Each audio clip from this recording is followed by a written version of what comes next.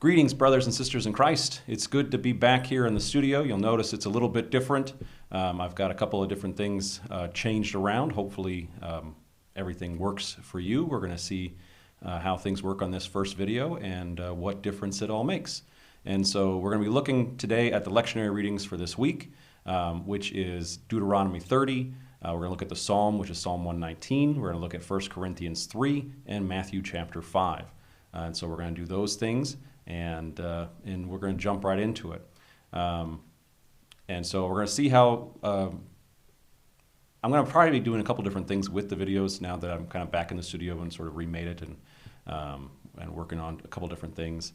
And so I'm not sure if I'm going to be doing a lectionary reading video every week, but we'll find out, and we'll see what I kind of have time for as things have kind of settled down a little bit. I know Lent is coming up, but I'm going to try and do this anyway as I'll be working on other things. So let's jump right in and look at our Old Testament reading for this week.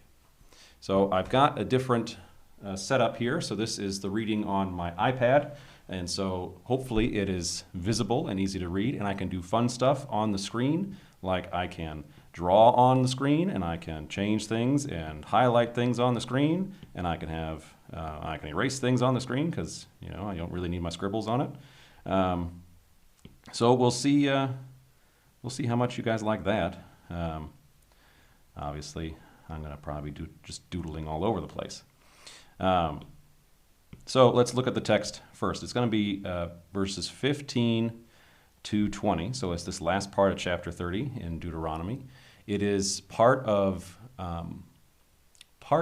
Moses' goodbye address. And so this is sort of his last sermon to the people of Israel, in a sense, and this is how he ends it. So here we go, Deuteronomy chapter 30, verses 15 to 20. See, I have set before you today life and good, death and evil. If you obey the commandments of the Lord your God that I command you today, by loving the Lord your God, by walking in his ways, and by keeping his commandments and his statutes and his rules, then you shall live and multiply, and the Lord your God will bless you in the land that you are entering to take possession of it.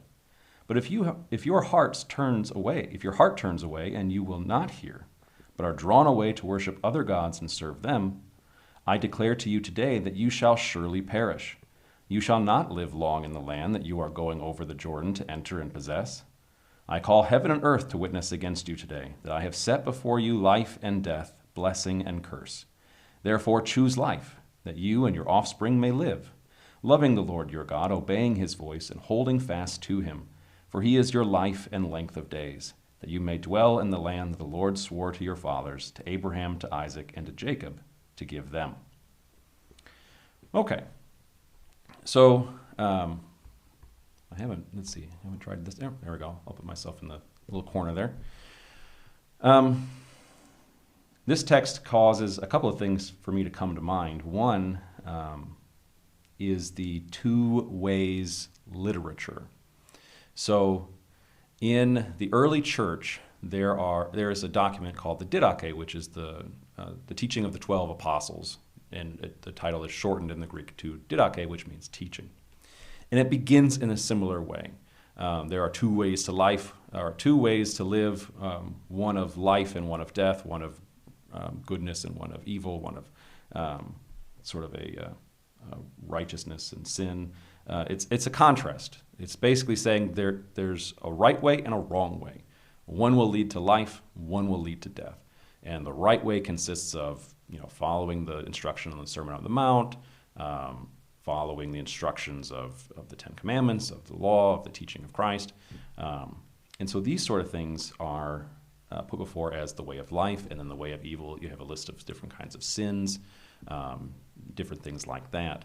And so there's usually a chapter on that. And so there's a history of that in the church, and we see that even here as Israel begins to prepare to go into the Promised Land. And so this is an old tradition of seeing things, that there is a way of life and a way of death, a way of good, a way of evil. And that continues, of course, then in sort of the structure of the Sermon on the Mount and the Sermon on the Mound in Luke, and then, of course, in the early church, as I said, in that first century document. So We also see this same sort of language in the end of Joshua, when Joshua says, "As for me and my household, we will follow the Lord." That comes at the end of Joshua. And so that sort of mirrors what Moses says at the end of his life and ministry, is this sort of word. So this is a pattern that is followed again and again for the people of God. And so that's what the first thought is, okay, this is kind of the first time this is done for the people of God, that they are told there's two ways to do this. And then it shows up all over the Old Testament, shows up in the New Testament, shows up in the early church. And in a sense, shows up in our own catechism and preaching and that sort of thing. We always contrast the way of God versus the way of the world, the way of the culture, the way of Satan. We talk about sin, death, and the devil being of one thing, and we as Christians are of another. So that verse 15 kind of leads into all those sort of thoughts about this pattern setting in which we find life and good contrasted with death and evil. And so Moses then is going to explain, because obviously the choice is, well, we want life and good. We don't want death and evil. We're going to want life and good. So what does that look like?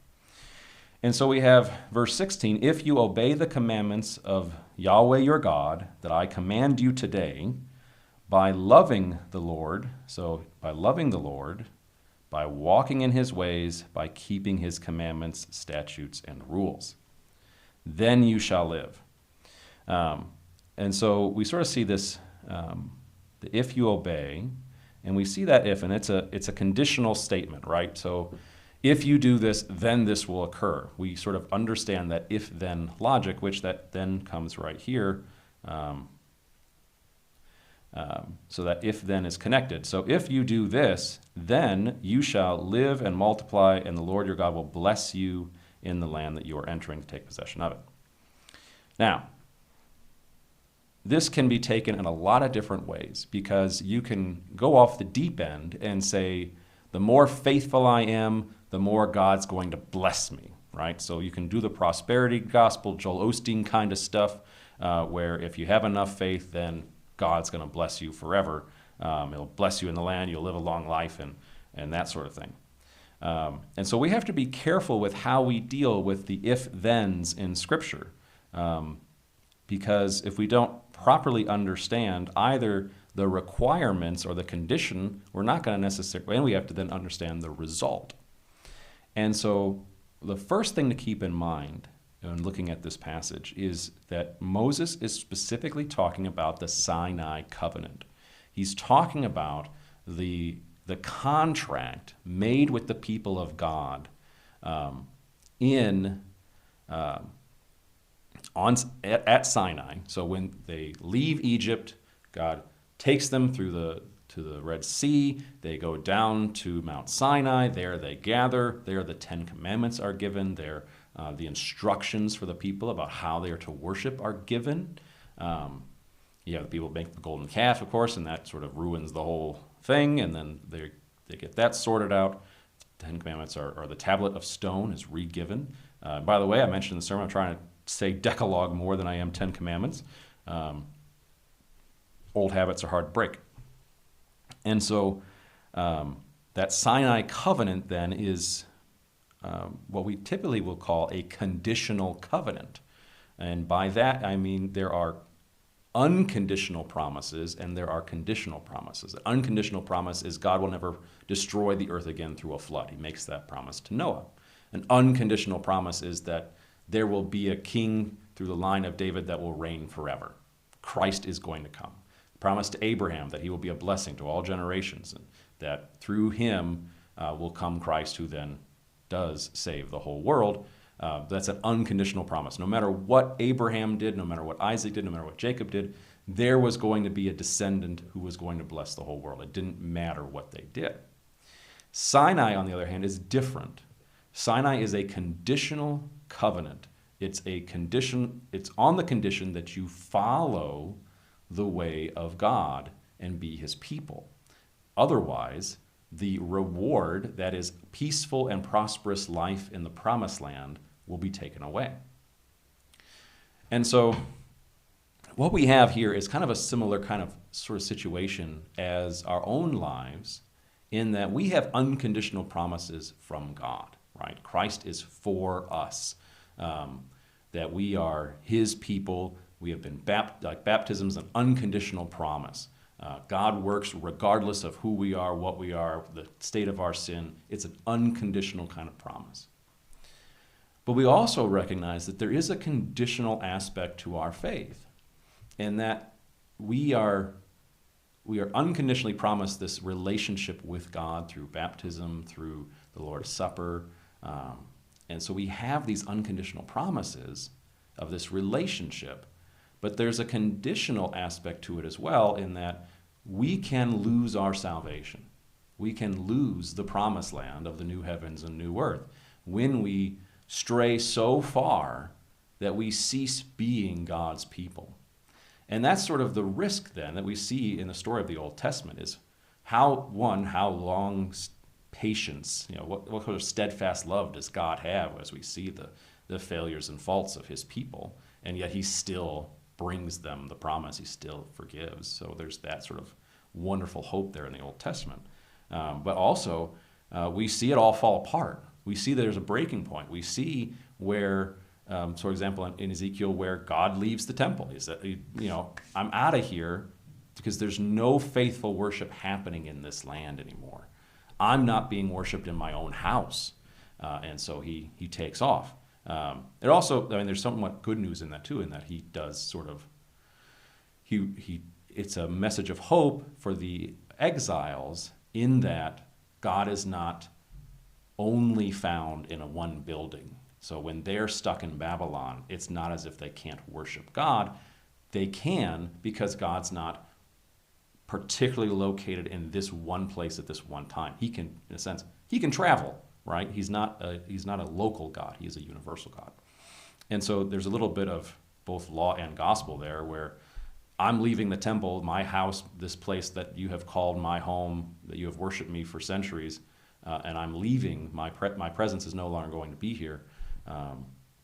But good news, I'm coming with you as you are exiled by the Babylonians. So there's a little bit of both. And so there is that conditionalness to that, though. We're not a once saved, always saved, unconditional kind of promise.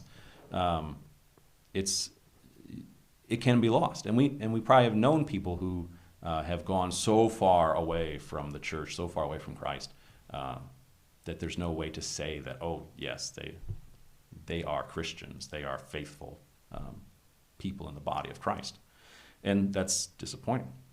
And so when we get back to the text, when we get back to what Moses is saying here, there is a conditional statement, and there is this, there's expectations.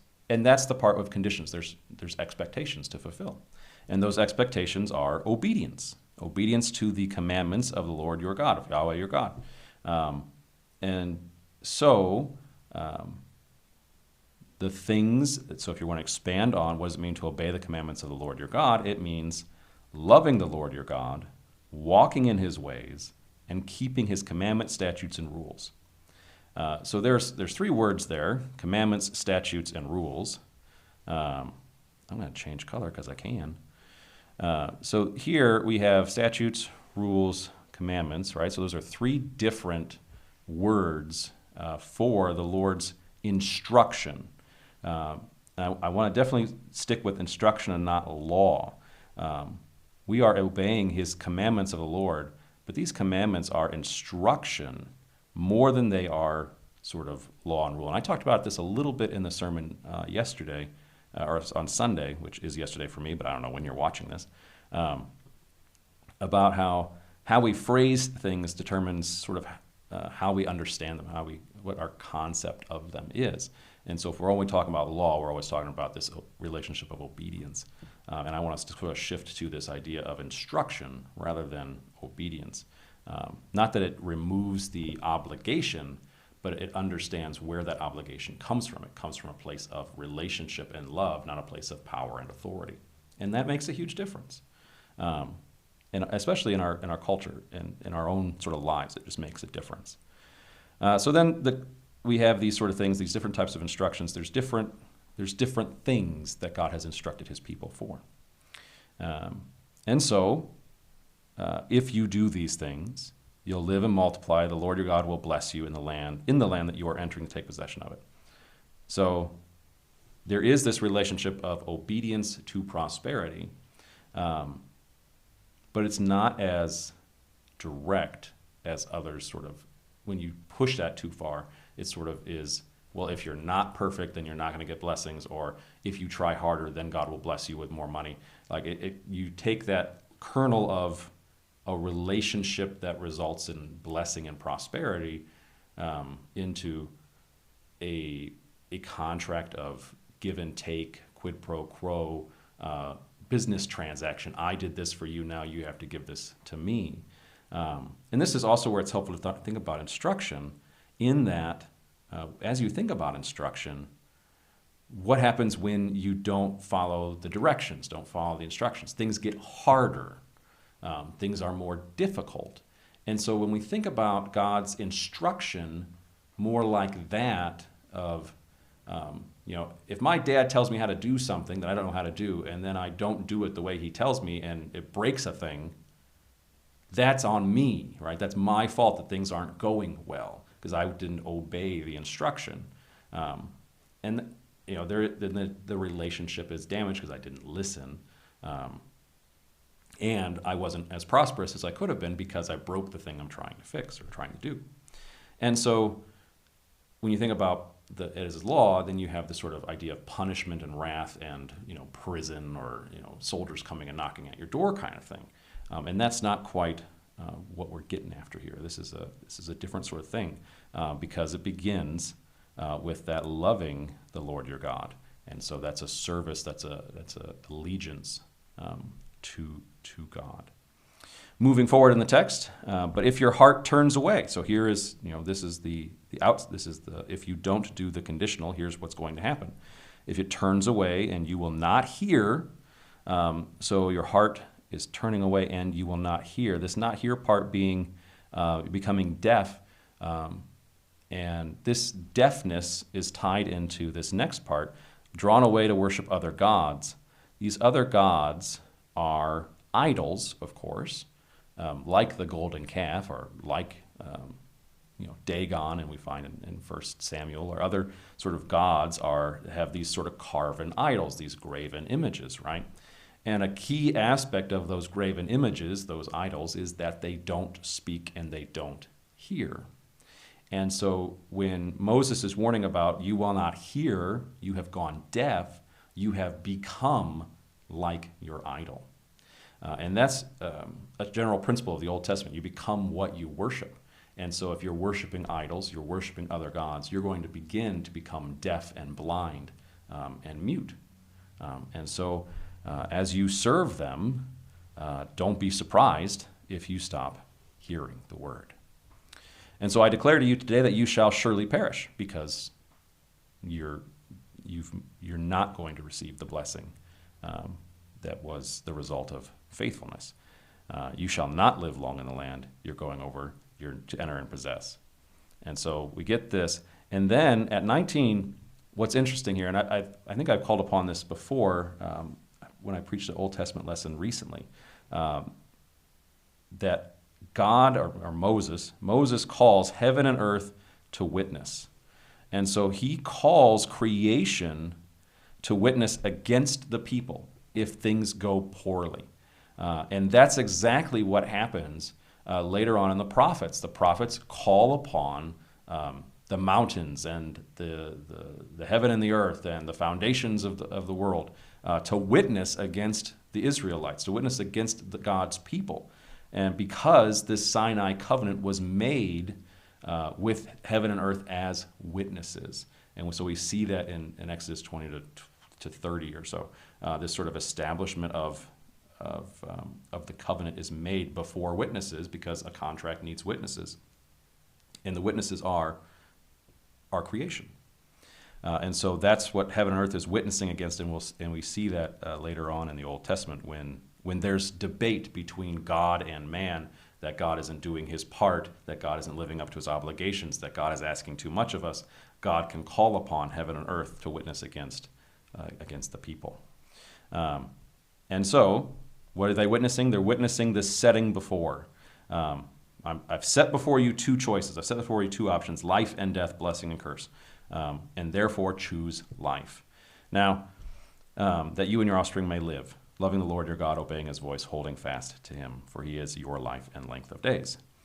So we get this, this phrase, therefore choose life, shows up in the pro-life movement all the time, which is somewhat fitting, but nothing here, right? So I haven't said anything about the abortion debate in the United States because the context doesn't really lend us this way.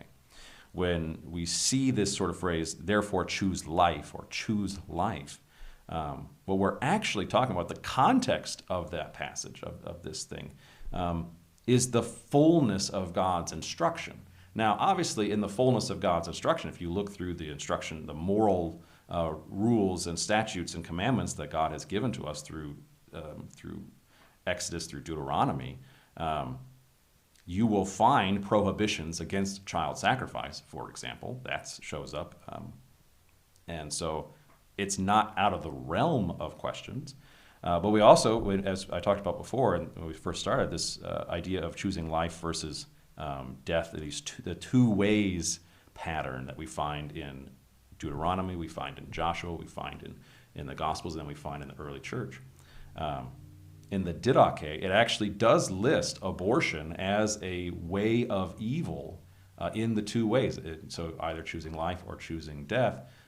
Part of that way of death is infanticide and abortion.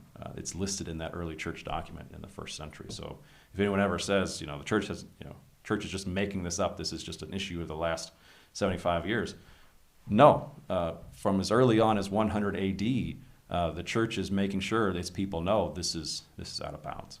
So though it's used, and I think it's used out of context on signs and placards and different things, it's not out of bounds in that when you take the fullness of the journey of life, the way of life, that's included.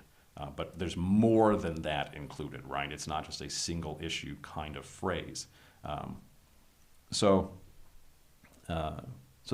that's what we're sort of being led to, though. The persuasion that Moses is using here in this paragraph in his ending of his speech is, it's right to choose life. This is what you ought to do. This is, he's made the case. He's trying to persuade the people to be obedient, to be God's people, to follow the way set before him, to abandon Egypt and its ways, and other ways that have been introduced to them in their 40 years of wandering. And so again, we see that same sort of list of loving, obeying, holding fast. And so those ideas, again, start with loving. And I've been mentioning this a couple of times in a couple different places, and so some of you aren't there for that conversation.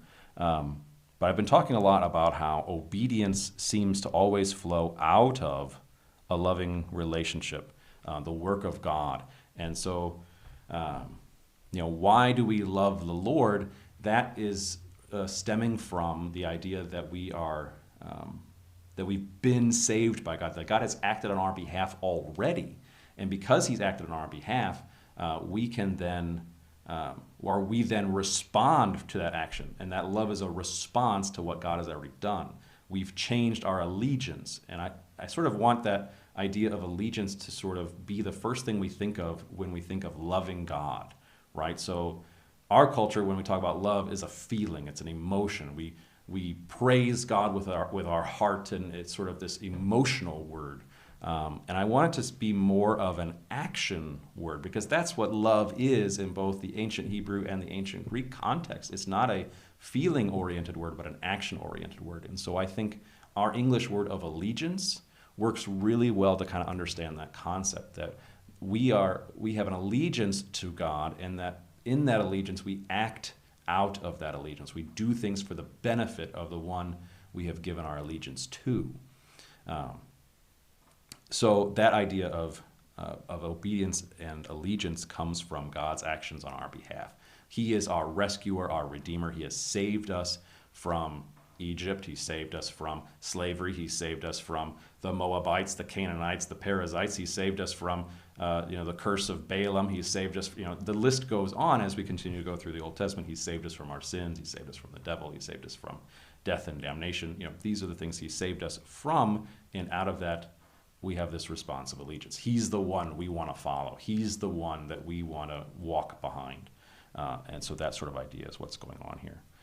And as we follow him, we find that he is our life and length of days, which is, as we follow him, we find that goodness of life. And that they will dwell, this is the promise to them, in the land that was promised to Abraham, Isaac, and Jacob. And so for them, and this is one of the transitions that happens between the Old Testament and the New Testament. Once the Sinai covenant is broken in the exile, and God leaves to Babylon, the people are sent to Babylon, and they go down to Egypt, and this is the problem of Jeremiah, for example, and then Ezekiel's in the Babylon, sort of dealing with a lot of that. Daniel again dealing with the issues of exile, and then when they come back, and sort of Ezra and Nehemiah, you're seeing that same problems are still there. But as we transition then into the New Testament and with Christ, we shift away from a physical land. We're not promised this geographical landscape that is Jerusalem and Israel. And so the whole sort of, we need to reclaim Israel for the church or something like that is sort of nonsense. We aren't Israel, we are the church. And that's a different sort of thing. And has a different set of promises. So instead of being promised this geographic location, we are instead promised a different land, the land of the new heavens and new earth, which is also mentioned in Isaiah. And so they're already seeing this greater promise. The promised land for the Israelites is a foretaste of the thing that is to come. It's an appetizer for the big meal that is the new heavens and the new earth. And so the land idea is important, but it is not central to that. So that's the text number 1. I thought, I'm going to try and do these much shorter because I want to do 4 readings today. I'm going to totally not spend a lot of time on these readings. Well, lo and behold, what I did. I got into old habits, and I spent 25 minutes talking about the Old Testament text, which is, I've been thinking a lot about Deuteronomy. I've been thinking a lot about law and its relationship, of how we deal with it and how we talk about it and how it connects to the New Testament, and that we're not really doing it well, and not as well as we should be as Christians, and especially as Christians in the last 100 years, 200 years. We're not handling it right. And so I'm trying to emphasize, I've been doing a lot of work in sort of the Old Testament, Deuteronomy, prophets, stuff like that, and how we're talking about these things. But that's just sort of a side project for myself. We've got other things to kind of talk about, but the psalm is going to tie in. So there's some tie-ins then that are going on here in the next reading. So let's transition into that, and we'll look at Psalm 119. All right, so with Psalm 119, we've got a similar theme to the Deuteronomy, in a sense. So we don't have that 2 ways kind of language exactly, but what we have instead is the idea of blessing and delight and love for the Word of God. And so it's also poetry, and I'm going to show you a little bit about what's going on with the poetry there, because Psalm 119 has an interesting sort of structure and a way that it's doing things and why it becomes the longest chapter in the Bible. And that's sort of misnaming things a little bit in that it's not really seen as a chapter in that traditional sense where it's part of a larger whole, and it is, but it's sort of a thing in and of itself because of its size and because of what it's doing. It's sort of like a very long treatise on one idea. So let's go ahead and jump into it and give it a look. So we've got here, I put side by side for the moment, though it looks like, no, it's in there, okay. I was making sure it was all in frame. So we have Psalm 119, and I put it in Hebrew, and I forgot that I can draw on screen, so you're going to watch me do this for a second, and I pushed the wrong button. If you've been in Bible class, you know that I have a hard time sometimes getting this to do exactly what I want when I want it. But now I can do things. So over here on this side, There is the Hebrew, which obviously you can see. And it is poetry in the sense that it is, it's dedicated to the letter Aleph. So you see that over here on the English side, right? So it says Aleph. And if we were to scroll, no, I can't scroll because I turned on the drawing thing. But if we were to scroll down, and I'll show you in a second, or when I'm done showing you this, you will see that it goes Aleph, Beit, Gimel, Dalet, Hey, Vav, Zayin, so on and so forth. There are 22 letters in the Hebrew alphabet, and all 22 letters are represented. And so what do I mean by represented?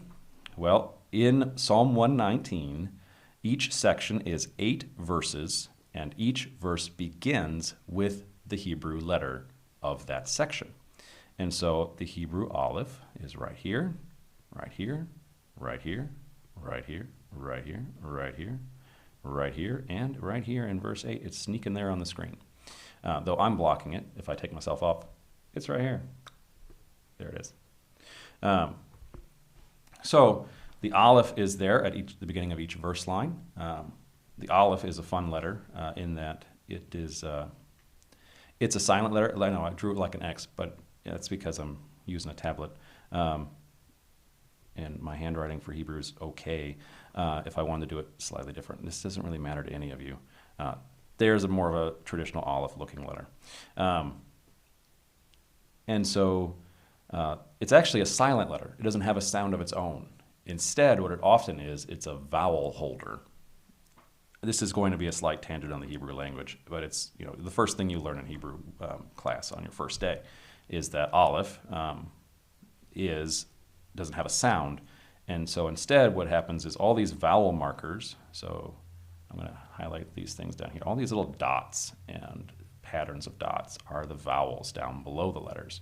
So you have the consonants up here at the line that you're reading, and then down below the letters are the vowel points. And so the vowel points often go with the consonants. But if you want to start your word with a vowel sound, then you need an Aleph to do that. And so you see that each of these Alephs have a vowel under them, and most of them, as I'm looking at it, have an A sound. And so the dash underneath it, so the short dash, I changed to an eraser. The short dash is sort of an A sound, and then a long dash with what looks like a T is a long A sound. And so most of these words are starting with that A sound.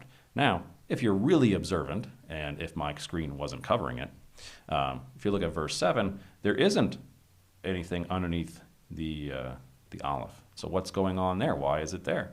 Well, this letter right here is a vowel. It has an O there. And so the O sound, though it's over this letter, which is a Y, is actually being carried over to the Aleph. So it's still going to start with that O sound, but it needs something there to do that. So verse 7 starts with more of an O sound than the A sounds that you find in the other verses. None of that's really relevant to the meaning of the text, by the way. I'm just sharing with you some Hebrew poetry stuff, which maybe you find interesting, maybe you don't. That's fine. The things I know aren't usually interesting to most people, but that's life. So I'm going to get rid of now the Hebrew because we're not going to deal with that anymore. So I'm going to go back to that. There we go. And now I can scroll. And so you see you have that bait there for between verses 8 and 9. You scroll down. There's Gimel, Dalet, Hey, Vav. It says Wa, it's Vav. The W's sound like V's, and then Zion, and so forth. So every 8 verses, you're going to get a Hebrew letter, and that's what they're there for. So if you were wondering about that at some point in your life, now you know the answer. Now let's look at Psalm 119 in English. All right. Oh, put myself in the wrong spot. There we go. Blessed are those whose way is blameless, who walk in the law of the Lord. Blessed are those who keep his testimonies, who seek him with their whole heart, who also do no wrong, but walk in his ways. You have commanded your precepts to be kept diligently. Oh, that my ways may be steadfast in keeping your statutes. Then I shall not be put to shame, having my eyes fixed on all your commandments. I will praise you with an upright heart when I learn your righteous rules. I will keep your statutes. Do not utterly forsake me. Okay, so that's the beginning of Psalm 119. This one's setting the stage for the rest of the conversation about delighting in the Lord's instruction. And again, pushing more towards instruction than law of the Lord. That's not what I wanted, tablet. I forgot to push a button. Here we go. Gonna do it again. Draw on screen. Now I can draw. And so, again, it says law of the Lord. And I want us to think instruction more than law. So who walk in the instruction of Yahweh. We're blessed are those, or blessed are those whose way is blameless, who walk in the instruction of Yahweh. And this is, of course, tied, as we get to it, the Beatitudes in a sense. So we're right now working through Matthew chapter 5 over the last couple weeks in the lectionary. We're not going to do the Beatitudes with today's text because we've gotten past it. That was 2 weeks ago. But that same sort of idea of blessed, we see that occurring here in verse 1, verse 2, and then it's not there on sort of the rest of it. But the author uses the same word 2 times there in a row to start the verses. But this becomes the subject, in a sense, of Psalm 119. Blessed are those whose way is blameless, who walk in the law of the Lord. And that's setting up the stage to, in a sense, the way of life conversation that Moses is talking about, and that continues through the history of God's people. What is the way of life? How do we live this way? Well, we walk in the instruction of the Lord. Our lives are shaped by that instruction. And so then it continues, blessed are those who keep his testimonies. So here's another word for his instruction, is witness, who seek him with their whole heart. And so we have this idea of seeking him. And the whole heart being all of our character, all of who we are, is seeking after him, pursuing him, following after him, to use that same language of walking. So walking in the instruction, keeping his testimonies, and seeking after him with all of who we are. All of us belongs to Christ, or all of us belongs to God, and we're going to follow his instruction. And when we do that, we do no wrong, and we walk in his ways. And so that's verse 3, the doing no wrong and walking in his ways. Testimonies, I was thinking about this just as I was reading through it, that testimonies, in a sense, brings us back to that relationship, that idea that why we're being obedient is because of the testimony of God, that we have heard and seen his actions in our lives. And so the testimony, in a sense, is the narrative given to the people of God that they can express or that they can remember, right? So it's the gospel story for us, right? So we should be able to retell what it means to follow Jesus and what happened on the cross, that Jesus was born of Mary, born a virgin, born in a manger. He grew in stature and understanding, and that we see about in the temple in Luke's story, or we can talk about the Magi coming to worship him and sort of this Epiphany theme to the story. We can talk about his parables. We could talk about his ministry and how he's rejected and how he's loved by some and hated by others, and he's dealing with the Pharisees. And then it all sort of culminates in his death on the cross with Pilate and Herod, and they're all sort of conniving to destroy Jesus.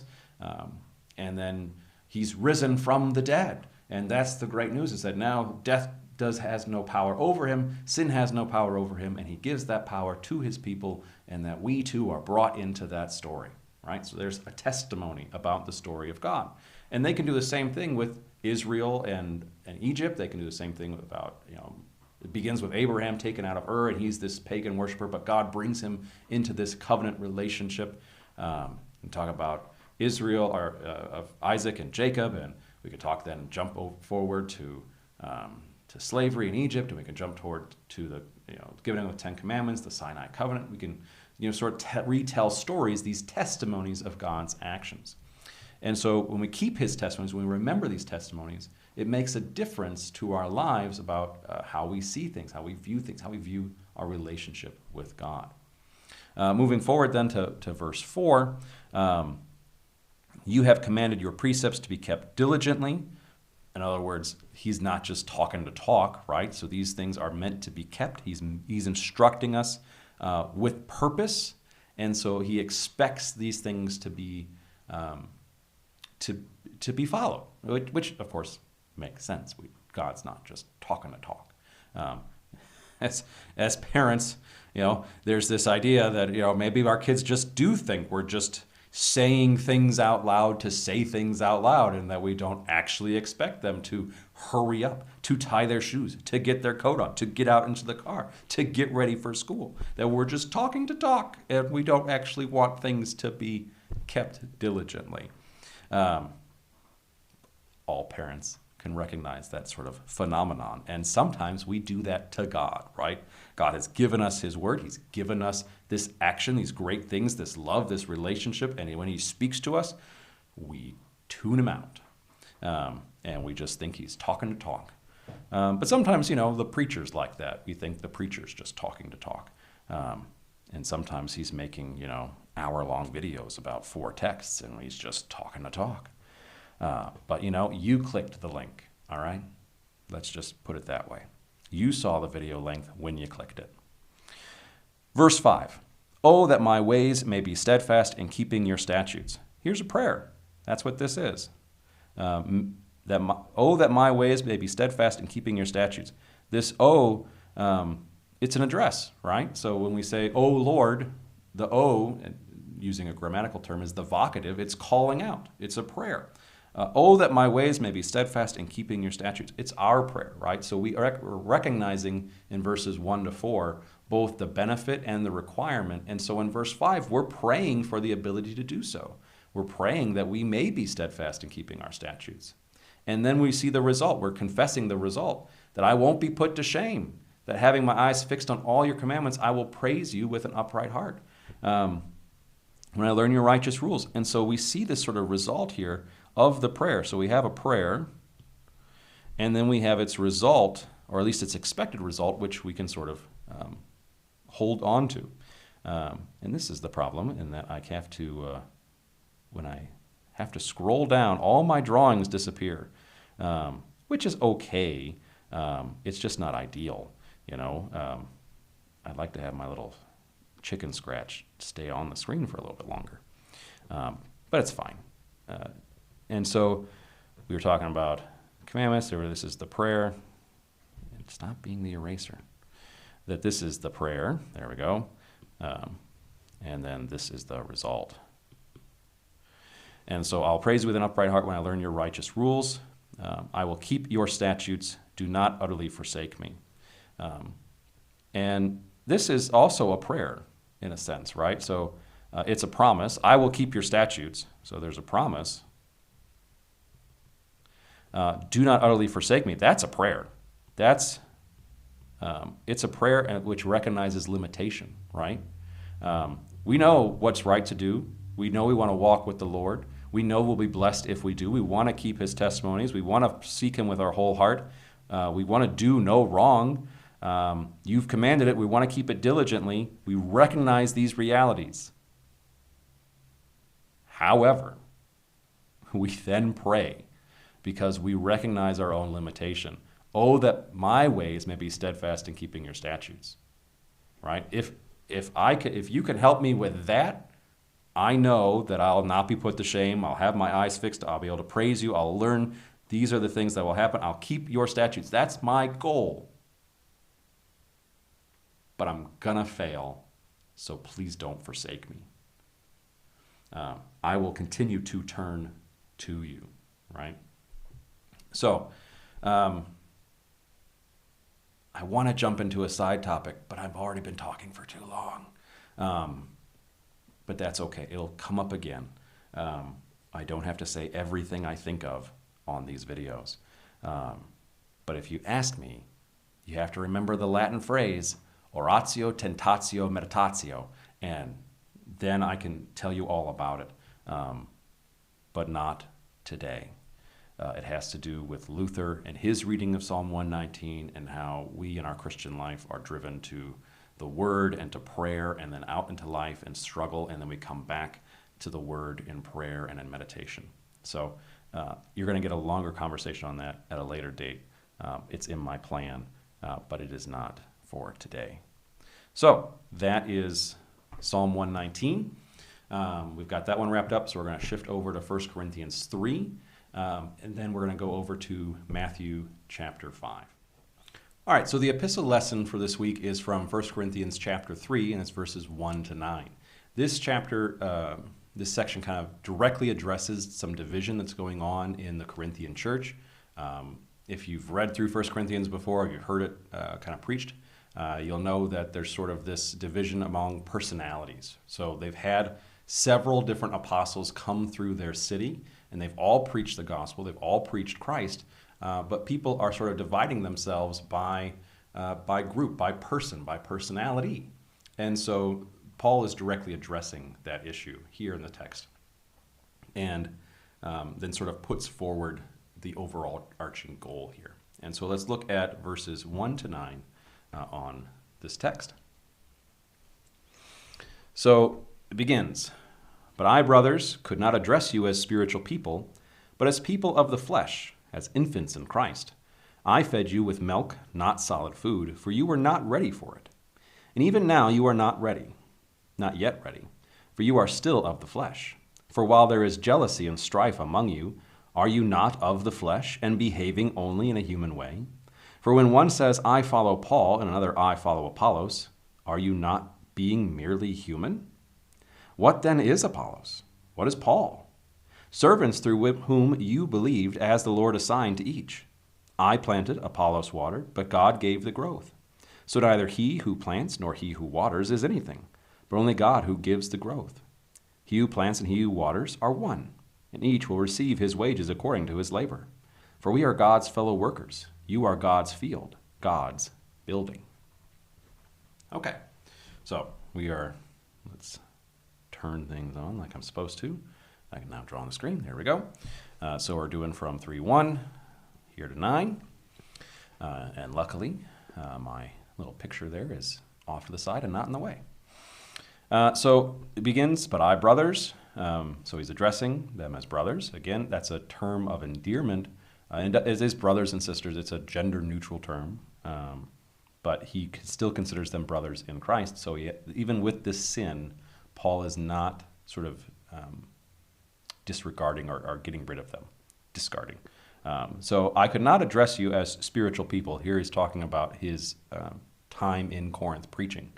He didn't address them as spiritual people, but as people of the flesh, as infants in Christ. And so here, and there's a couple of different senses here. We have spiritual people contrasted with people of the flesh. And then also this phrase of infants in Christ. They're just newly born. And so they weren't spiritually mature. They weren't spiritual people, but still people of the flesh. And so he addressed them differently. And so if, in a sense, he wants them, okay, looking back at my ministry in Corinth, I preached to you in a specific way. I preached to you as people who don't yet have full understanding. I preached to you as people who are just now hearing the good news, not as those who have sort of inwardly digested it, right? We have that prayer phrase, inwardly digest. They haven't inwardly digested the gospel and it hasn't transformed them into spiritual people. They're newly born. They've been baptized. They've been brought into the people of God, but they are yet infants. And so he says, I fed you with milk, not solid food, for you were not ready for it. And so that verse in itself sort of speaks a little bit to the idea of spiritual growth. It talks about the idea that we grow in our faith, that we're not stagnant, for one thing, that there is growth going on. But more than that, what we can handle, what we can do and think does also mature. And that's important as a teacher in that, like for confirmation, I'm not trying to bring in complicated topics if they don't know the simple ones yet. And that's been and I'm going to be honest, it's been a struggle in my confirmation teaching, not just this, I mean, not like just this year. It's not a present sort of struggle, though. It is. It is a struggle for the last 10 years as I do confirmation, in that because I've been in places where there haven't been Lutheran schools or children who are in Lutheran schools, who oftentimes, I've had I had 4 confirmation students in Kansas that were being taken to church mostly by their grandparents. And they didn't have a Sunday school program because the church was so small for so long, and it wasn't really being taught in the home, that you're really starting from square one. It's almost, and it's not a nice way of putting it, and sort of not being charitable, but I had to do sort of like an evangelism task first before I could teach the catechism, because they didn't, if I asked them what the gospel was, or connecting it to earlier, what the testimony of God is about what he has done, they didn't know anything. And so you had to start, and it's one of those things that I've wrestled with every time I start confirmation is, well, what's the starting point for these kids? What's the starting point for these individuals? And it's true for both adults and for the youth. Sort of where are they at in their development? Where are they at in their diet? Are they still needing to milk? Are they able to move to soft foods, to solid foods? You can't just slap down a plate of steak and mashed potatoes in front of an infant, right? You can, and then you're like, oh, he's not eating it, I'll just have it myself. There is that sort of idea there that you have to recognize that people are in different places as you have the conversation about spiritual matters. And you can't necessarily throw things at them that they're not ready for. Which, sometimes you don't know what people are actually thinking, and you make mistakes along the way. But that's the way it goes. They eventually catch up. And even now, you are not yet ready. So Paul's saying, you're getting there, but you're not there yet. For you're still of the flesh. And so he marks their progress by how much they're still living in the flesh, how much of their fleshly ways, their old ways, they still are clinging to. And so he specifically points out jealousy and strife. That's the sign that you're still a little child in this faith. You're still not developing because you're behaving only in a human way and not a spiritual way. And so again, that contrast between the flesh and the spirit. For when one says, I follow Paul, and another, I follow Apollos, are you not being merely human? You're using human constructs. You're using the way of the world to sort of take sides and choose favorites and cause division and jealousy and strife, as he says. And so then he's going to argue against this claim. He's going to present to them what a spiritual understanding of this actually looks like. And so he says, what then is Apollos? What is Paul? Well, who are they? What are they? Well, they're servants. Servants to somebody, and my pencil stopped working. So they're servants through whom you believed, as the Lord assigned to each. So servants of whom? Servants of the Lord. They've been assigned to the task. Okay? So they're not operating on their own accord. They're under someone else. And so Paul says, I planted, Apollos watered, but God gave the growth.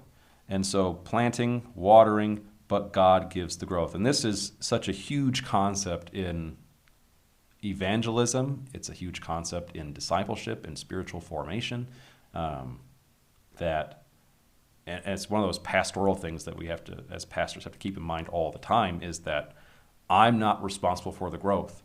I will do my part in the process. I may be planting, I may be watering, I may be tending, I may be looking over, the crop as it prepares to be harvested. But God is giving the growth. He's the one doing the work that makes a difference.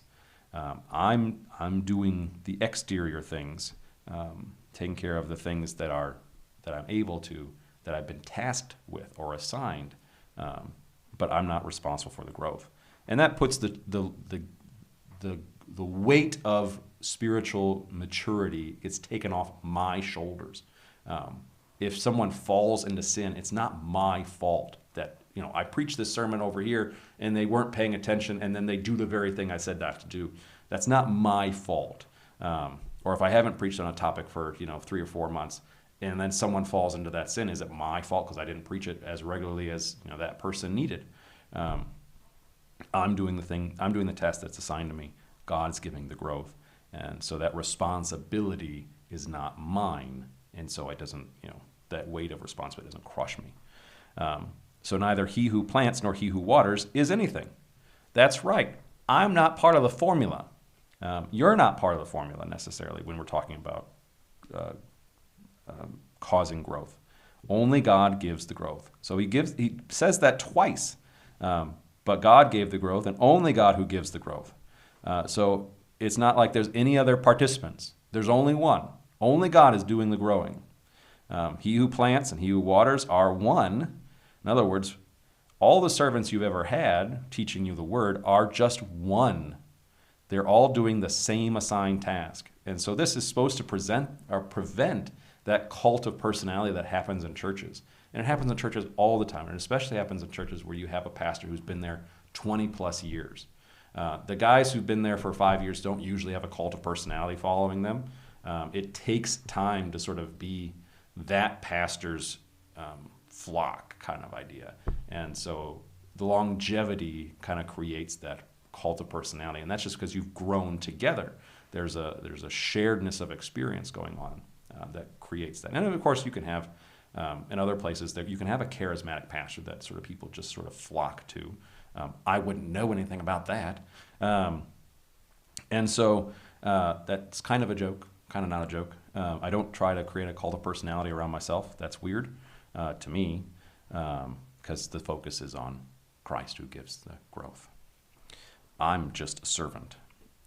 And so he who plants and he who waters are one, and each will receive his wages according to his labor. I want to say that verse is all about paying your pastor. I want to say that because that would be my own self-interest. But I'm pretty sure this is sort of eschatological last day kind of talk, because we're talking about serving the Lord in the service of the church and ministry, and we're all one doing that task, and we'll all receive our wages according to his labor. That really is just more about end time labor. That those who teach will be rewarded. But you might think, oh, well, I wish I was going to be rewarded in heaven for teaching, and that pastor gets to have this extra jewel in his crown kind of idea. And I'd say, yeah, I'm pretty great. I wouldn't, because along with that comes that weight of responsibility that teachers are judged more harshly, and we sort of saw that in the gospel reading from last week, that if you soften the command of the Lord's in teaching, you'll still be in the kingdom of heaven, but you'll be less. And so there's this responsibility, this weight. Even though God is giving the growth, there's still this a closer eye of judgment sort of going on, which rightly terrifies those who teach God's word. So don't necessarily wish for something that comes with a cost. So for we are God's fellow workers. So we are God's fellow workers. We are serving God, which we've already sort of talked about. So he shifts from we to you. You are God's field, God's building. And so we see two different metaphors used here by Paul, that you have the disciples who are working, or the apostles, the witnesses, the ministers are working, serving God in planting, watering, tending, those sort of things. And that the people, those who are not called to the task, are the field or the building. And of course, that field idea, that metaphor has been throughout Scripture. You can talk about vineyard, you can talk about field, you can talk about fields are ripe for harvest in Jesus' parables. And then God's building, we see that also building our house upon the rock. We talk about the building, heavenly buildings, and how God has built them. And Christ is our cornerstone of the building. And so that metaphor is sort of used a couple times. And he's going to jump into If you look forward into verse 10, according to the grace of God given me, like a skilled master builder, right? So he's going to take this metaphor of building. I think what's basically happening, he's shifting from farmer and field, which is 1 through 9, and then he's going to take building in 10 and following, right? So he's introduced this building metaphor so he can build off it as that he's a skilled master builder. I laid the foundation, someone else is building upon it, right? Each one's doing their task in the building of a house. You don't just build a house. Most people don't build a house by themselves. They're utilizing different trades as they go through the process. And one's going to set the foundation, one's going to build the walls, one's going to do the electric and the plumbing, one's going to do HVAC, one's going to do drywall, one's going to do the roofing. There's different parts, and by the time everyone has gone through, the house is built. But each one is doing a slightly different task. So that's how Paul addresses the divisions in the church. He sort of recognizes people being of the flesh.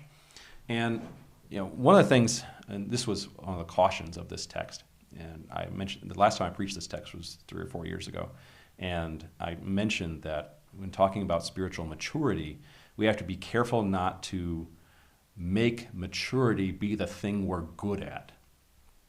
So, for example, if serving your neighbor in some specific way, let's say, you're really good with kids, and so you serve in the church nursery, and you say, well, the spiritually mature are those willing to help out those in need, and so we really need volunteers for the nursery this next coming month. We could use 1 or 2 more volunteers as we get more young kids in here. I think if we're really going to grow as a congregation, grow as a people, we should get more people in the nursery. And so you've taken the thing you're good at, being with kids, and then extrapolated that one characteristic to all people in their spiritual growth. And that spiritual maturity looks like this thing that I'm really good at so that I can be the spiritually mature. Don't do that. Because I have a tendency, for example, to talk about maturity as knowledge, that the more you know, the more spiritually mature you will be. Except that, if you're always in your library reading books and never really taking care of people, then you've got a problem, right? You're not doing the given task. You're not actually proclaiming the gospel either. You're just reading or learning and doing it for yourself. And so we have to be careful how, when we think about what does it mean to be spiritually mature, that we're not just picking the things we're good at. And that for Paul, it has that fullness of the way of life behind it, right? So that's been kind of the topic of the day, is that way of life. He contrasts, and for these people, jealousy and strife, the way of the world, is still very prevalent in them. And that can take on lots of different forms. It's not just one thing or another. It's just the way of the world. How are we seeing the way of the world in our lives? And that is showing us our lack of maturity or our maturity. How are we seeing the way of Christ being shown in our life shows our maturity, the way of the world, immaturity. And that we are more open to greater truth, and not just knowledge, but truth, as we mature, and that we can able to handle more and more of that. Okay, one last reading to go, and then we're going to be done. And that will be the longest video I've done. But whatever, it's fine. You've been missing me, and you can take this into chunks, and you can do 15 minutes or whatever on the texts, and it's fine. So I'm going to get the things ready for Matthew chapter 5, and then with the magic of video editing, we'll be ready right now. All right, so Matthew chapter 5, Sermon on the Mount. The last 2 weeks, we've been doing those texts, so we started with the Beatitudes in 5, 1 to 12, and then we went from 13 through 20, which was about being salt and light, and not a jot or a tittle, not a single dot or line will be removed from the law, and that was sort of the focus of Sunday's sermon, and how we have this relationship with the law, and it's through Christ's righteousness that we find in the law that same righteousness for ourselves as we go about living. Now we're going to get into sort of this teaching on the Decalogue, the 10 Commandments kind of ideas here. So He's going to start with you shall not murder, right? And that's the beginning part of this text. And he's going to talk about not committing adultery. He's going to talk about not divorcing.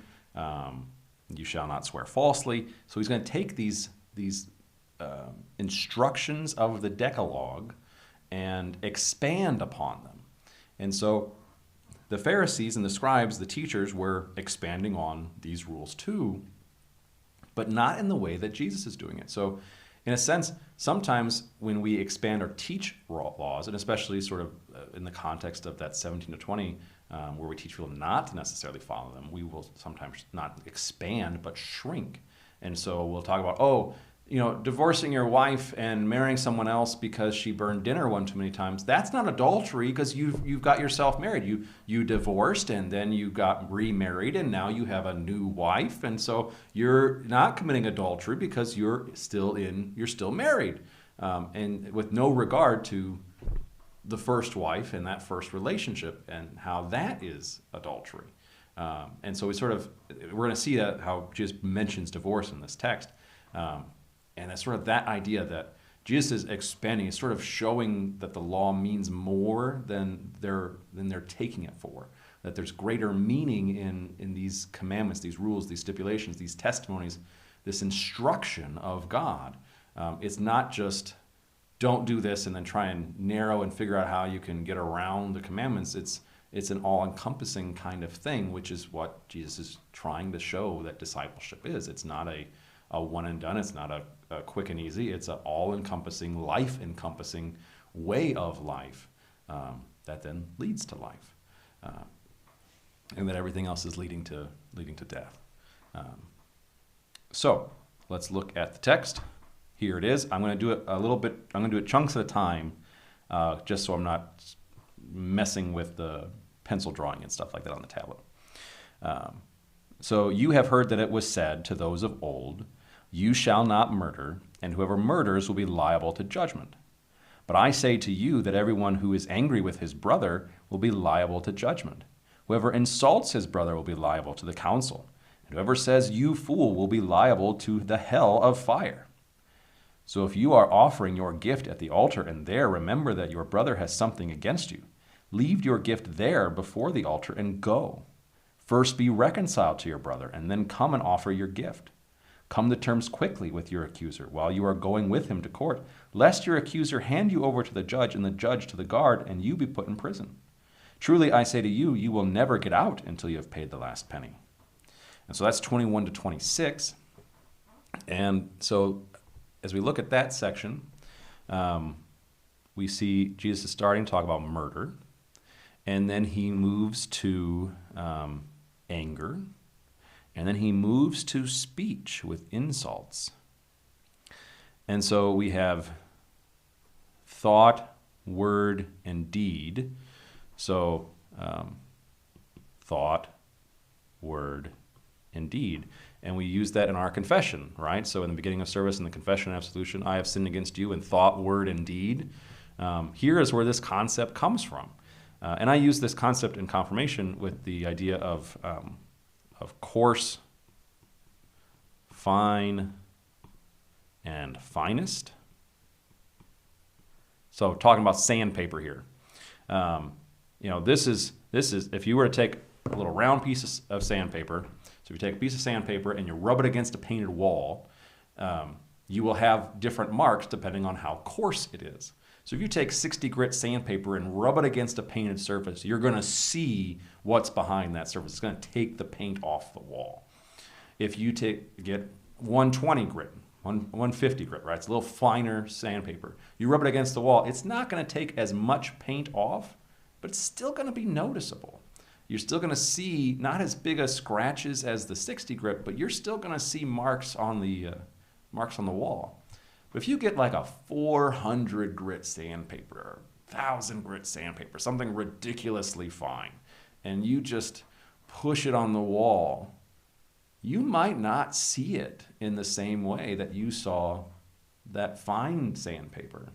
And you get that finest grit, it's barely smoothing, it's barely taking any paint off. It might not even take, if you've got 2 coats of paint on, you might not even see the layer behind it.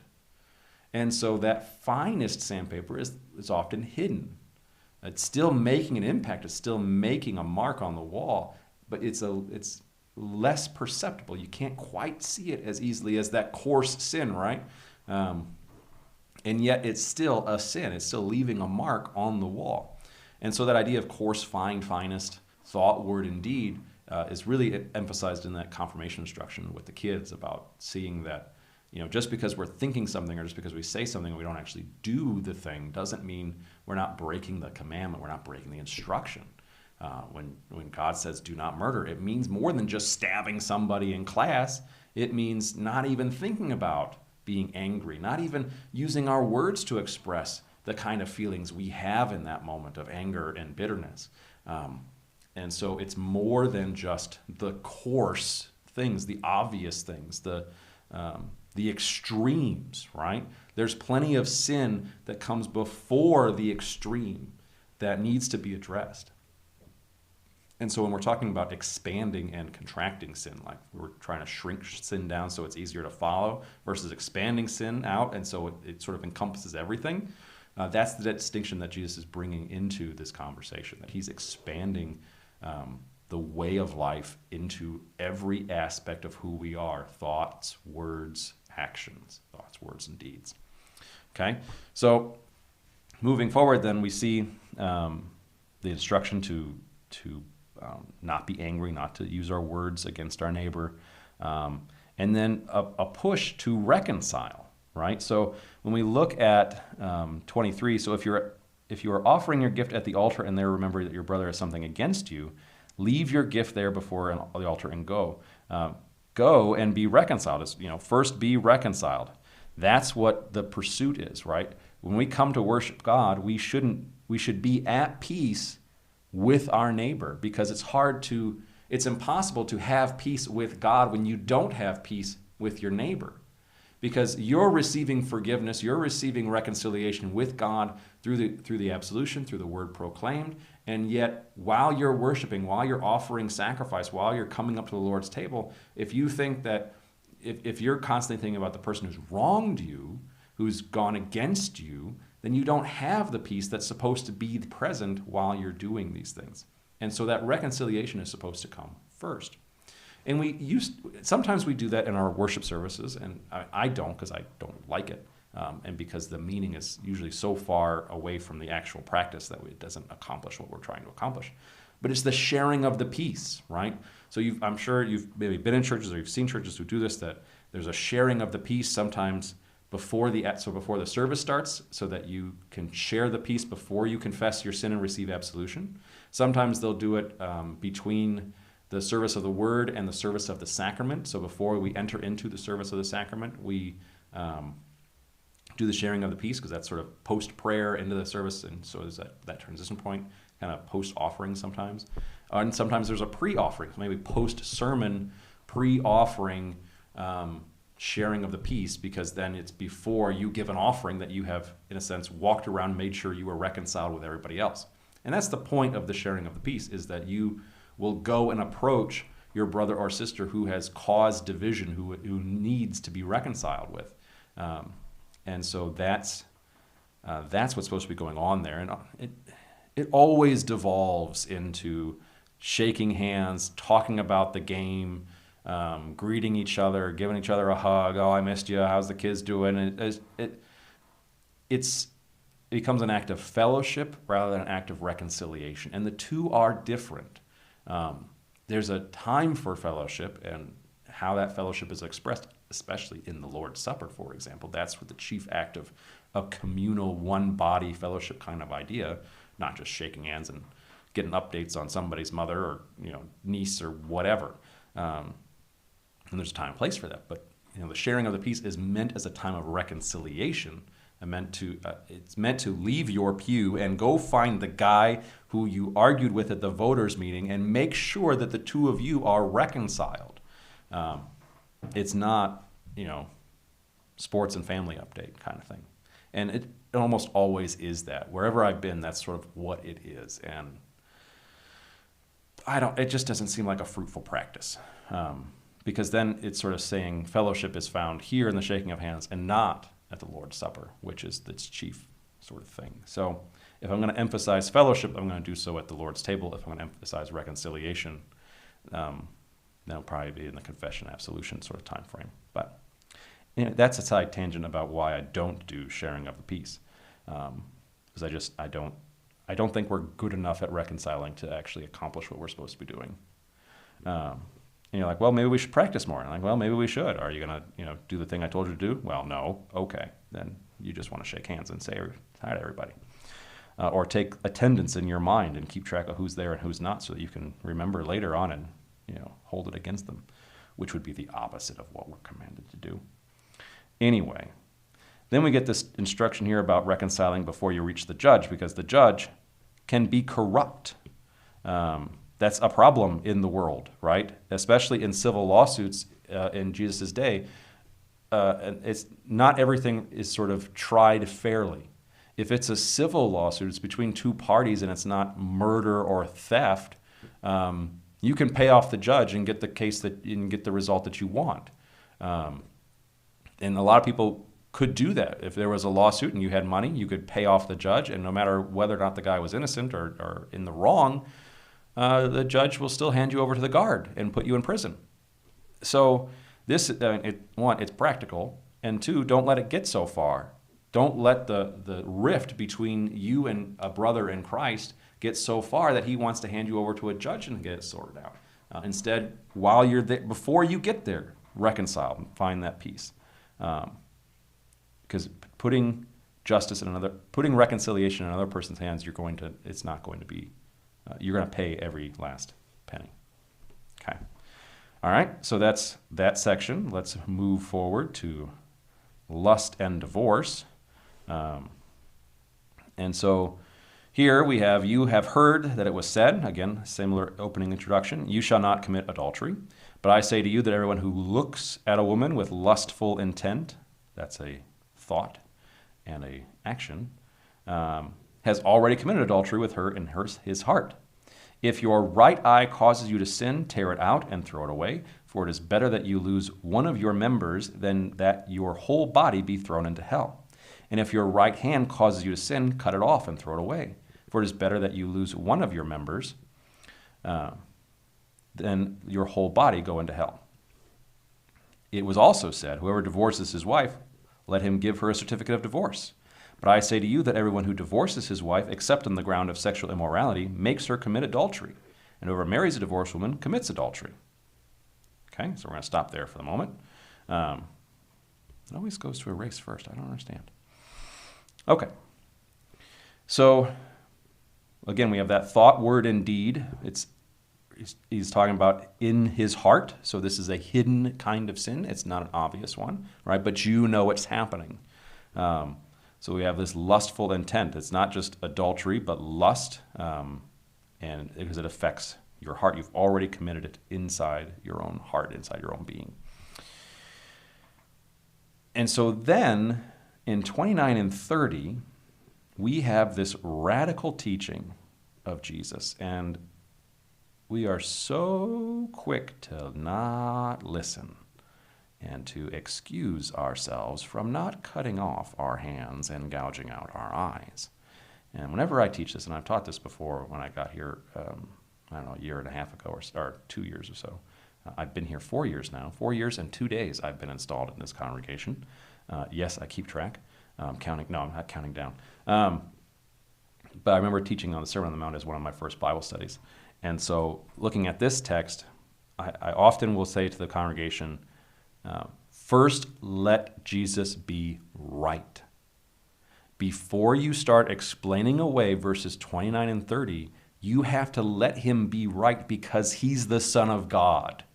The letters are read. It's a direct address from God to his disciples.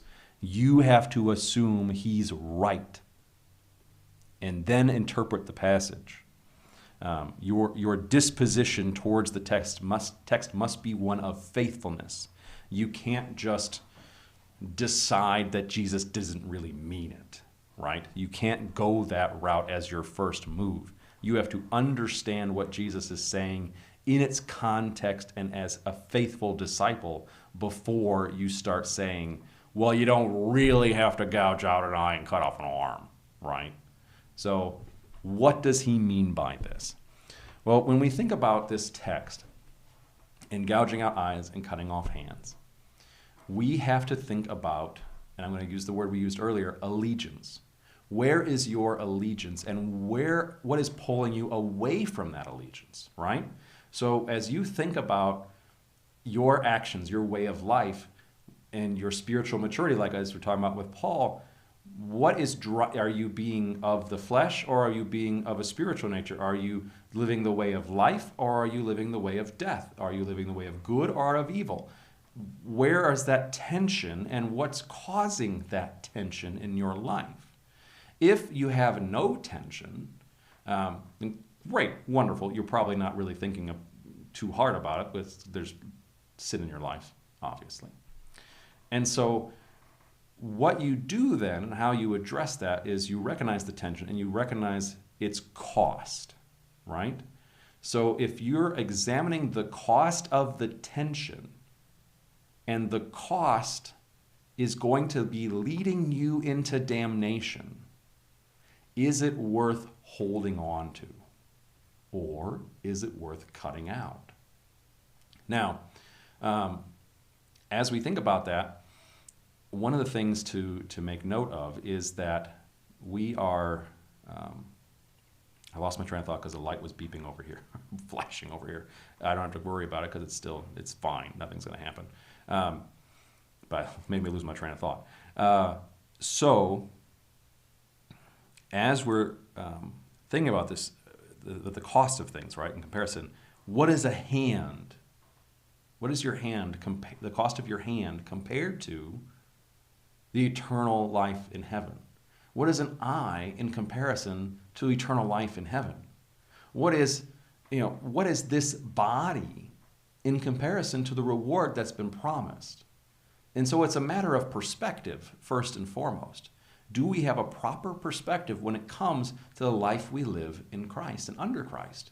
Do we prioritize things rightly when it comes to Him, or are we valuing the wrong things? Or are we putting some things as greater than others just because we like them and because we're attached to them?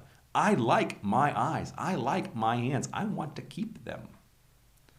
I might like other things in the same way. And so we can't hate our wife and children, mother and father. We can't hate our other things that we have made allegiances toward unless we're fully committed to the priorities of Christ and His way of life. And so, yes, don't cut off your arm or your hand or gouge out your eye right away, but be willing to cut off the things in your life that are leading you into sin.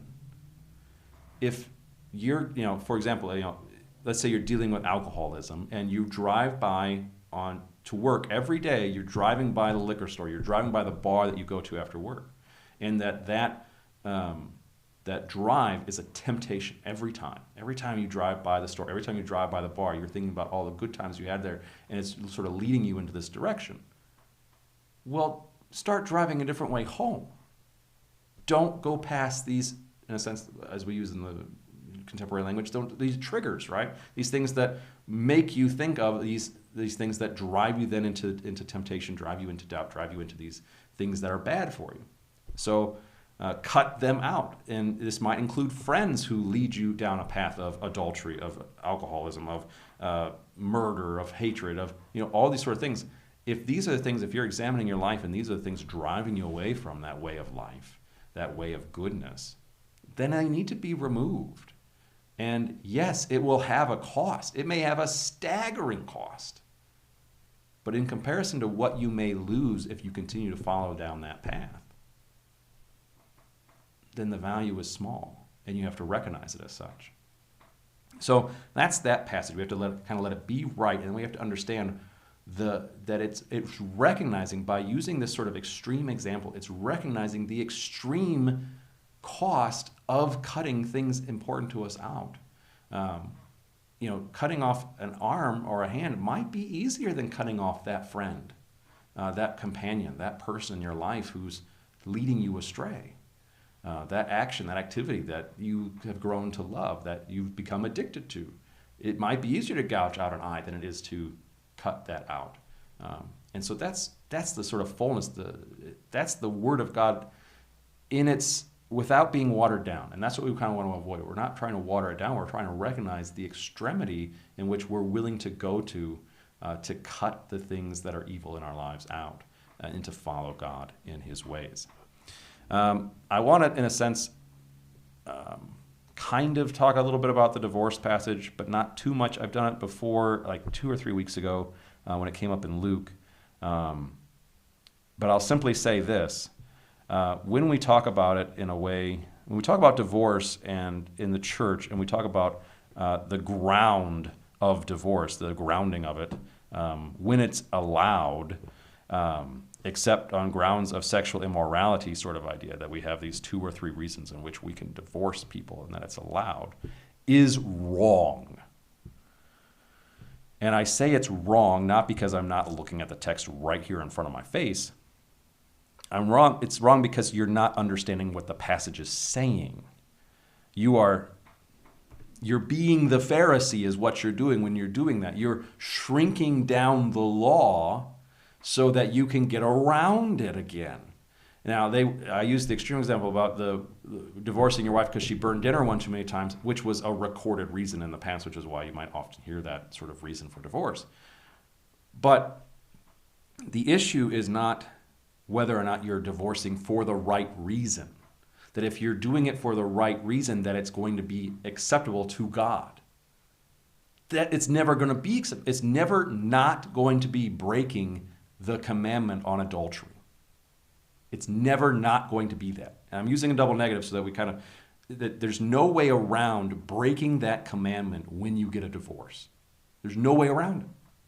And that's what this text is sort of teaching. He's expanding it out on adultery so that he's addressing a contemporary issue of this sort of easy divorce that's going on in the culture, especially the people of God's culture. The Pharisees and scribes, they're allowing people to do these things that are against God's will. And it's because they've sort of shrunk and shapen this commandment so that it's easy to get around. But when we look at the text, it says, "It was also said, whoever divorces his wife, let him give her a certificate of divorce." So context there, this is from Moses, and he gives the permission to get a divorce. Why? Because people are broken. There's reasons to get certificates of divorce. There's lots of reasons why divorce is necessary, because people are fundamentally broken. People are bad, and sometimes you get into a marriage and it's bad, and people change and things happen, and there's reasons for divorce more than sexual immorality, right? We recognize that as people, and Moses recognizes this, and God recognizes this, that because of the sinful nature of human beings, marriage vows are broken, and so he allows a certificate of divorce. Now, Jesus continues, "But I say to you that everyone who divorces his wife, except on the ground of sexual immorality, makes her commit adultery, and whoever marries a divorced woman commits adultery." So, here's what's going on. I say to you, everyone who divorces his wife, except on the ground of sexual immorality. So let's exclude this line for a moment, okay? Ignore this line. I say to you that everyone who divorces his wife makes her commit adultery. So when you break the marriage vows, the wife, in this context it's her, so we can say wife, the wife is forced to commit adultery. Why? Because she must get remarried. She can't own property. She can't live on her own. She's required to get remarried, and that breaks the marriage vows that she had taken. So if you divorce her, you're forcing her to commit adultery. You're making her commit adultery. That's what this happens here. So everyone who divorces his wife makes her commit adultery. And whoever marries a divorced woman commits adultery.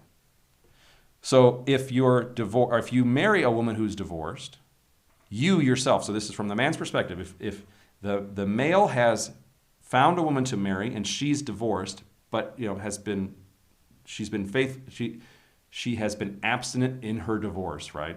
And you haven't been having premarital sex. When you marry her and you begin to have that sexual relationship, you are now you've committed adultery because you've married someone else's wife. So you've committed adultery. She's committed adultery. She was forced to commit adultery because she was divorced. So whether you're marrying someone who's divorced or you're divorcing someone, either way, they're both going to result in committing adultery. Okay? Now we can go back and we will erase my crossed out line.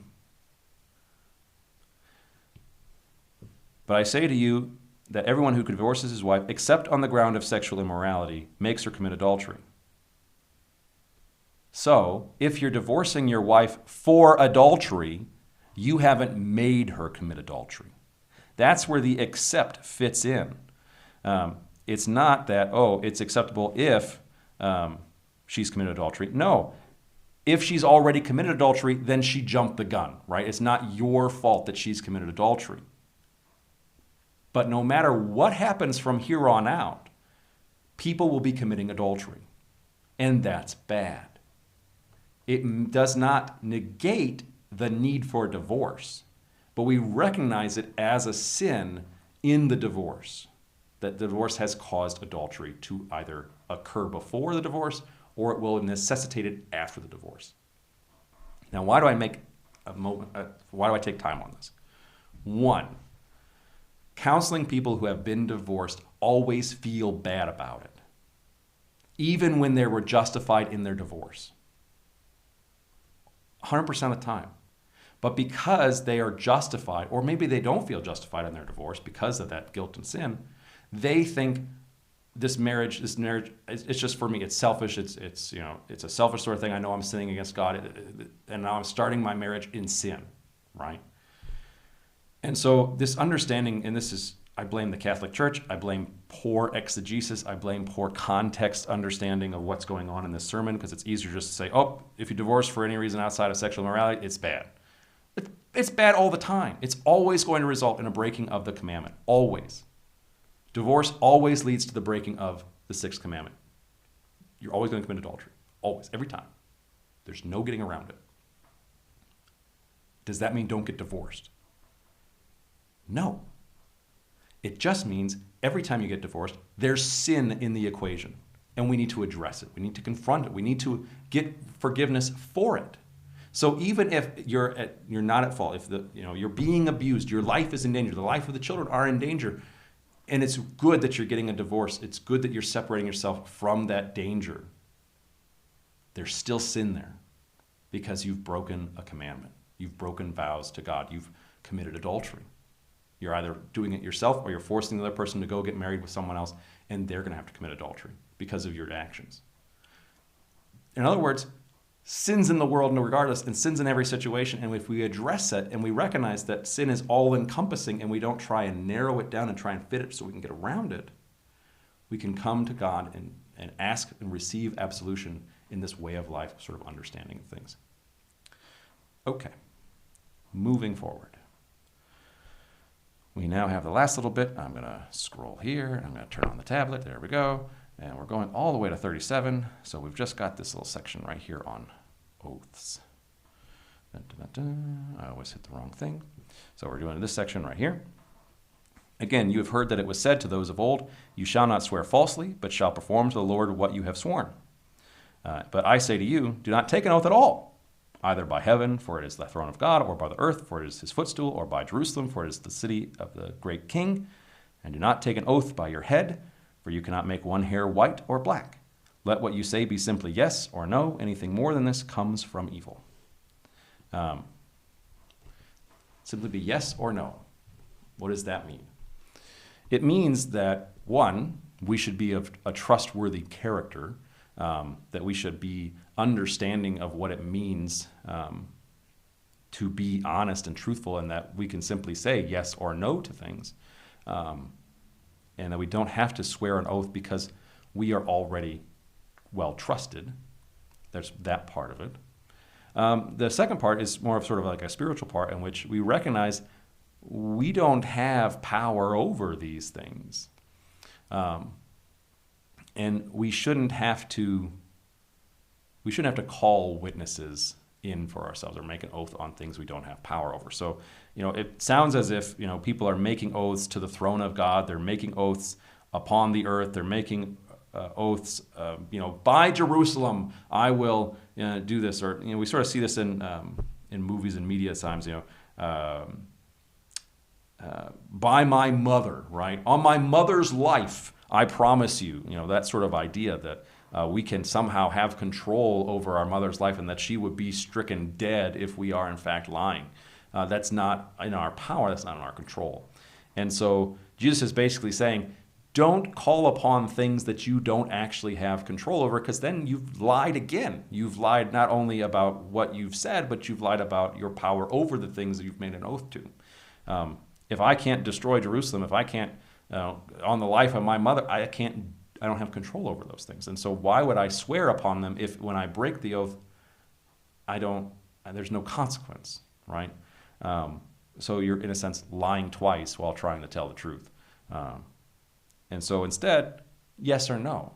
Now, does that mean we can't take any oaths? We can't take vows, so we don't do marriage vows. We don't do an oath in court that we're going to be a truthful witness.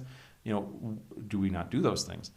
We can still do those things. We see that sort of calling upon witnesses in a contract. We call it, we make promises to people that are more than yes and no.